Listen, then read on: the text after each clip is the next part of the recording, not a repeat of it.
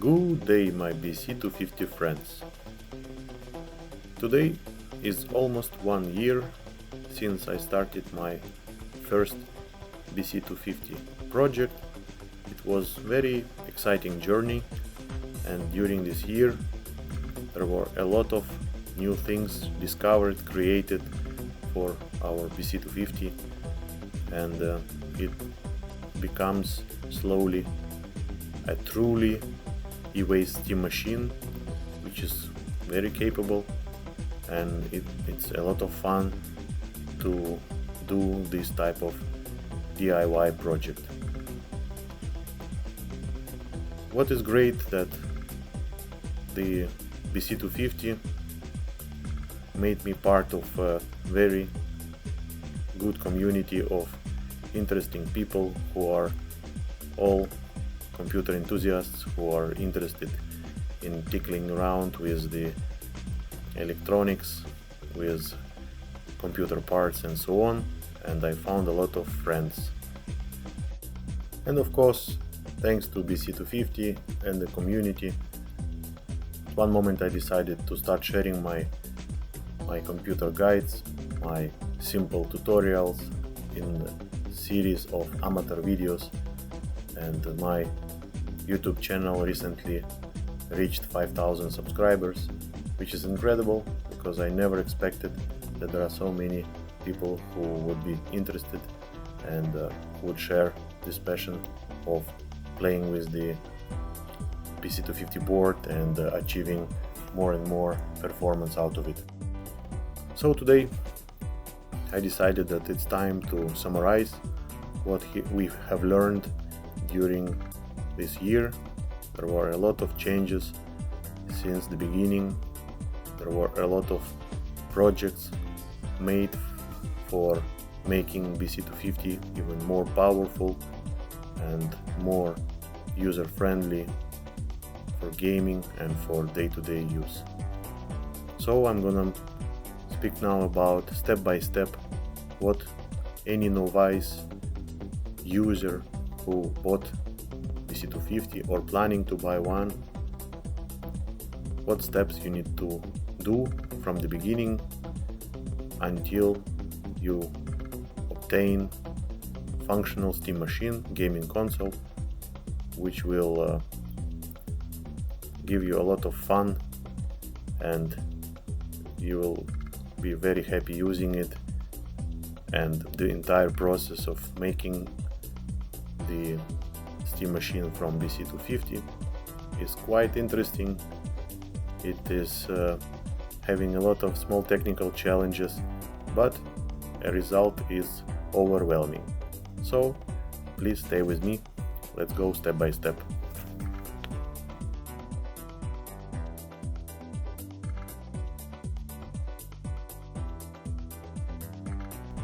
So obviously the most common places where you can get the BC-250 are eBay and AliExpress. Unfortunately, due to rise of the demand, prices went up as well, and at the beginning we could buy BC-250 for $50, $60, $70, and now the prices are creeping, slowly approaching to $200. However, due to crazy times we live, prices for RAM, VRAM and so on, everything became more expensive. So I think that BC-250 is still a good solution to have a budget gaming machine. Usually BC-250 comes very well packed, but it's very important to carefully inspect the board because at times during transportation some weird shit happens, and you need to make sure that you detect it early and claim your return or money back. Another next important step would be to test run the BC-250 by connecting it to any power supply, connecting keyboard and DisplayPort cable, and switching it on, hitting Del and entering the BIOS, just to check that the board is actually booting and it's functional. Next very critical step is to make a decision what type of cooling are you going to use with your BC-250 board, because based on that you will be able to choose the case which in the future you are going to fit your BC-250 in, because different cooling solution takes different space. It makes your BC-250 bigger or more compact, so you need to think properly before deciding which cooling you're going to choose. So what type of coolings are available for BC-250? And I want to start with the tunnel type coolers, which seems to be an easy solution because you don't need to modify heatsink, and this seems to be a compact and interesting way of cooling the BC-250. But I want to disappoint you, they are very inefficient, and many trials were confirming that it cannot be as efficient as the other solution we are going to talk further. So I do not recommend you considering this option. For me, this is not good enough. Then solutions which I recommend. One is installing 120mm fan in the center of the heatsink and opening the heatsink before that. Alternatively, you can install two fans on the same heatsink, but this solution will not be double effective from the one fan. It will be nearly the same. And the fan I recommend to use for the best price and performance is Arctic P12 Pro. Next option is more tricky, is to adapt the CPU fan to be used on BC-250. This will require the specific bracket to be printed, and it will require you additional cooling later for VRMs. So it is also working very well, but it is more complicated. And the third solution, which is working very well, and it's the most superior and most complicated from other, is to install liquid cooled system on BC-250. This will also require specific bracket to be printed, and of course the case which will accommodate the liquid cooler will be much bigger. Practically 240mm coolers are the optimal solution for this, and the temperatures will be the best. They will hardly reach 60 degrees while you're gaming, and you can reach the maximum from your board by overclocking it to its limits.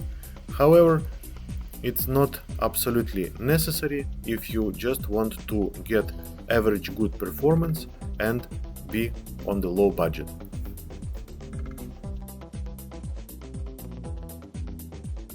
Alright, let's talk about opening stock heatsink. I am still convinced that this is the simplest and bang for the buck solution, because it is quite cheap, it is not difficult at all, and it works fine even with 40 compute units overclock. So this is the result which you supposed to obtain if you decide to use one 120mm fan, or in case you really prefer to use the two 120mm fans, then results should look like this. There are several ways how you can easily do this, or by using 3D printed tool to bend the fins, or by doing it any different way with using of the scissors, thin pliers, whatsoever. You can find a lot of videos on YouTube. And of course, important remark, you need to use gloves and be careful, because the thin edges of the fins are very sharp, like a small razors, and you can easily cut your fingers. Please take care. And of course, after you finish opening your heatsink, you can attach your fan by use of special 3D printed shroud, or by basically attaching it to the heatsink with plastic zip ties, or even with the aluminum scotch tape. One small remark for the people who would like to use two fans, I'm strongly recommending to keep a small gap in between of these two fans when your heatsink is fully open, in order to allow the hot air escape also from the center of the heatsink, where is the most heat is captured. Don't stick two fans together, because the gap will allow better cooling. Alright, so next thing I highly recommend to do is to replace the stock thermal interface, particularly on APU, because the replacing of the stock thermal interface to PTM7950 can decrease your board APU, GPU, CPU temperature by 5 to 8 degrees, which is very important once you are going to overclock your BC-250 while using the stock heatsink. It is much easier than everybody think, because you just need to be careful. You need to undo 8 screws, and after that you will have to clean your board, apply the PTM7950. You can see this in the internet how to do it. It's very simple, and I recommend to put on VRAM and to the graphical memory chips thermal putty, because it can be squeezed to the necessary dimensions without any danger of having poor contact with the chips. One more important remark: it is important to add small plastic washers under the spring screws which are holding the center of the heatsink, in order to increase the pressure of contact of PTM7950 with APU, which will drastically improve the heat transfer. Another important thing not to forget is to cool down your backplate, because it's contacting to your RAM VRAM chips, which are also producing heat when there is an intensive load. The heat is not that high, therefore passive heatsink attached with the thermal glue or small active cooler will be absolutely sufficient. But without this, you may experience artifacts of graphical memory after prolonged gaming session. Another important choice is to pick the proper power supply. Power supply will eventually decide what case will it fit, and of course the amount of overclock. I'm strongly suggesting to use power supplies of 450 plus wattage. Why? Because with 40 compute units unlock and slight overclock of CPU, the total power consumption in extreme stress tests reaching 350 watt and more, depending of your overclock. So what is the best available on the market? You have to study. One of the very robust solution is FSP 500 from the Intel NUC. This power supply can be found on eBay for as cheap as $10, $15, $20, $30 depending the proposition. And if you're going to pick up brand new power supply, Metal Fish 500 watt is also a good option. If you are very low on the budget, of course you can use old server power supply, which is very cheap on eBay, and they are very reliable. And last option, of course, is to use any power supply, including old ATX, new ATX, anything you have. For people who are actually striving for very compact builds, LOP from Meanwell, starting from 500-600 watts, is a very good solution, but recently they are not as cheap as they used to be. And of course, to be safe, I strongly recommend you watching my another video about adding additional Molex microfit connector in order to supplement standard PCI Express connector used for BC-250, to make sure that we are not overloading our single connector and it's not melting eventually. Now we come to the most interesting part of the build, is the case, because the case is actually a thing which is supposed to fit all your components which you picked earlier. So it can be made from very different materials. It can be DIY, made from metal, it can be made of wood, it can be fabricated with all possible material which you can locate. And at times the people find very elegant solutions from the regular constructing materials. Although even you can do it with the open stand without any issues, it can stand alone and look good. And of course we cannot forget all the variety of 3D printed cases which are available for download or for purchase. The community was developing entire year, and we are now able to find completely incredible designs, very elegant solutions and good looking cases for BC-250. And out of all of them, I would like to pick specifically next-gen 3D cases. For me, the cases by next-gen 3D are far more superior than anything else done by the other users, because they are very well engineered with a lot of attention to details, and he actually continuously improving the design. And what is incredible, all of the cases are available for download, so you can either purchase them from his store or you can just download a model and print it yourself, which is absolutely incredible. His contribution to the BC-250 community is very significant. And of course, another thing not to forget, that basically any PC case is okay to fit inside BC-250 with some additional work. So we can pick up any SFF small case or even a full tower and fit inside our BC-250 and power supply. So nothing stops you to reuse your old case in case it's just laying around. Alright, now we came to the software. I'm not gonna go in deep details how to do each step, because I already one way or another covered in my previous videos. I'm gonna just list all the steps which you have to take in order to make your BC-250 a fully fledged steam machine. Before installing your operating system, first thing I recommend you to do is to flush your BIOS. Personally, I'm using BIOS version 3. Some people are recommending version 5, although as far as I know, version 5 doesn't have watchdog and have few other strange glitches. Why do we need modified BIOS? It's because in modified BIOS you can change VRAM allocation from standard 8GB to 512MB, allowing dynamic allocation of VRAM in the system, which resulting in the best performance while you're gaming. It's very easy to follow, you just need one flash drive and follow the steps in my video. Next step you need to take is to install a Bazzite or any other Linux distro which you like.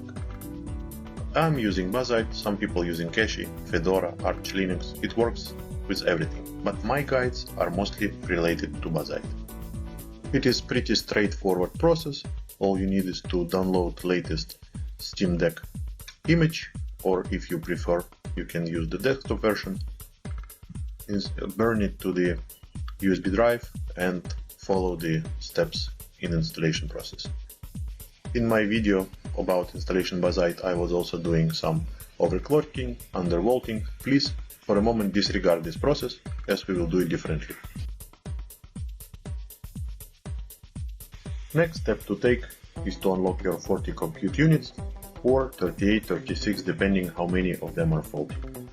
I recommend you using latest on-the-fly method. You can find it in my another video. After that, we will go to next step. After unlocking 40 compute units, we need to test our GPU overclock. I suggest you follow my video guide. Since this video, the governor tool was updated several times. Now it's working much better than in the past, and there are safe default configs available. Please take care, go step by step, and everything will be fine, I'm sure. Please don't forget that it's important after each step, including an unlock of 40 compute units or GPU overclock, to do the proper testing, running FurMark and some game. I think that 1850 MHz or 2000 MHz is achievable for nearly every BC-250. After overclocking your GPU, the next step would be to overclock CPU. I think that 3850 MHz at 1150-1160 mV is the sweet spot for every BC-250. However, if you are using liquid cooling or very big CPU cooler, you can overclock your CPU even further, reaching 4.1 and at times even 4.2 GHz. However, don't expect too much performance because our CPU is only 6 cores with small L3 cache and the temperature rise will be great, but the performance won't be as impressive. And as a final touch, in the second half of my video about testing the overclock, you could see how we can disable mitigations. It will add very few extra % of performance, however, for us every FPS matters. Please navigate to 14 minutes of the video and there you will see how to disable mitigations on our Bazzite. And the final guide that I suggest you to follow is to change the swap system in Bazzite from ZRAM to ZSwap. This will allow games to crash less frequently while gaming, because it's working a little bit better than ordinary ZRAM. You have a video, follow the steps, it's very simple.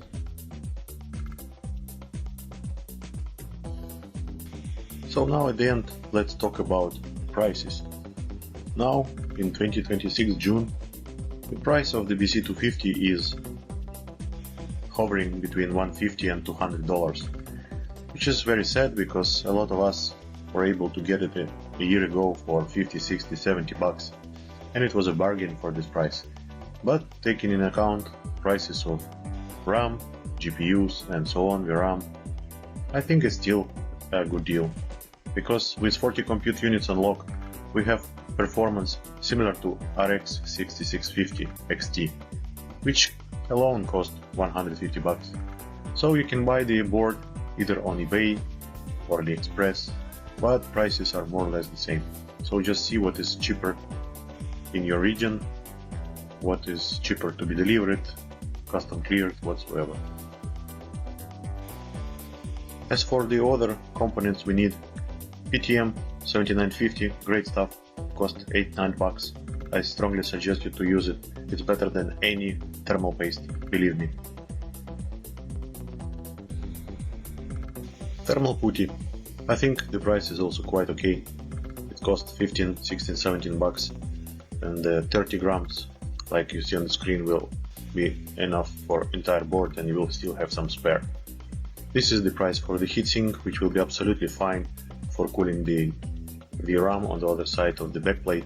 Just attach it with a few drops of thermal glue or with thermal conductive adhesive. It's simple. The power supply, it used to be cheaper, honestly. It was, you could find one for 15 bucks, now I see one for 30, but this is a good deal. This power supply is very nice, it's reliable. If you want, you can also use the server power supply. This is the one I have on one of my builds. It's working very well. I had to solder the terminals on it, I had to attach the power on button. You will find it in the video. It works very well, it's silent and it's cheap. For the SSD, honestly, with the prices of today, I will not buy specifically for BC-250 M.2 NVMe SSD, unless you have one laying around and you would like to use it. If you will use just SATA SSD, it will be as good for gaming, but it's for a moment much cheaper, so I would go for this if I'm making just brand new build. Anyhow, the speed of our M.2 port is only PCIe 2x2, so it's 1 gigabit. Basically, you will not win anything by putting fast M.2 SSD to our port. Therefore, I will go for regular SATA drive. To connect the SATA drive, you will need one of these converters, which allows you to connect multiple SATA drives, and generally it works okay. You don't need to worry because, again, our M.2 port is not so fast and it just works. That's it, nothing to add. This is the price of the Molex microfit connector. This is not a correct reference, but generally price is like that. You need 3mm connector, so don't take it as a reference, but the prices are the same. You can find Molex microfit 3mm, just follow my video. Here is the price for the best fun, basically. You don't need to go for expensive Noctua. Arctic P12 Pro is really one of the best phones you can get. Trust me. Okay, you will need a dongle for Wi-Fi, preferably together with Bluetooth. I'm using this one. It's not the best. It works. Well, maybe you can find something else for a better price. Regarding the HDMI cable, this cable works for me. It supports 4K 60 Hz. This cable has no issues connecting to TV, showing low resolution in BIOS, and generally works fine for me. As for the case, I would print one of the 3D cases from Next Gen 3D, or any other which you like. It's up to you. Or you can always buy one case like that. The price is really affordable and quality is fantastic. So, how much and at the end it costs? So this is my rough estimation how much it costs to build Steam machine based on BC-250. You can see I listed everything. Of course it can be a little bit more or a little bit less in your region, but this is the reality. That's the price. Someone would say that PS5 used one is better, but you know, I have 600 games in my Steam library. I don't need PS5. I want to play them. The games cost much more than any computer or console I can get. So that's why I really think that for people who like playing using Steam a lot, this is a good solution. But okay, you never know what will bring us next year. Thank you for your time, and I hope it was clear. Follow my video guides, subscribe, and if you have a good idea what can be next video about, let me know. I'll try to find time for that. For now, I want to say thank you and hope to see you in the next video. Bye bye.